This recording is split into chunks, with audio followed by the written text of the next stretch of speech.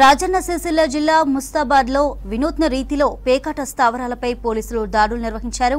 పేకాట ఆడుతున్నారన్న సమాచారంతో పోలీసులు కూలీల వేషంలో దాడులు చేశారు. డబ్బులు, సెల్ ఫోన్లు స్వాధీనం చేసుకున్నారు. ఇద్దరిని అరెస్టు చేశారు.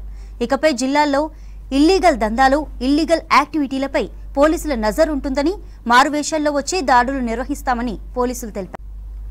రాజన్న సిరిసిల్ల జిల్లా మస్తాబాద్లో వినూత్న రీతిలో పేకాట స్థావరాలపై పోలీసులు దాడులు నిర్వహించారు. పేకాట ఆడుతున్నారన్న సమాచారంతో పోలీసులు కూలీల వేషంలో దాడులు చేశారు. డబ్బులు, సెల్ ఫోన్లు స్వాధీనం చేసుకున్నారు. ఇద్దరిని అరెస్టు చేశారు. ఇకపై జిల్లాల్లో ఇల్లీగల్ దందాలు, ఇల్లీగల్ యాక్టివిటీలపై పోలీసుల నజర్ ఉంటుందని, మారువేషాల్లో వచ్చి దాడులు నిర్వహిస్తామని పోలీసులు తెలిపారు. రాజన్న సిరిసిల్ల జిల్లా ముస్తాబాద్లో వినూత్న రీతిలో పేకాట స్థావరాలపై పోలీసులు దాడులు నిర్వహించారు.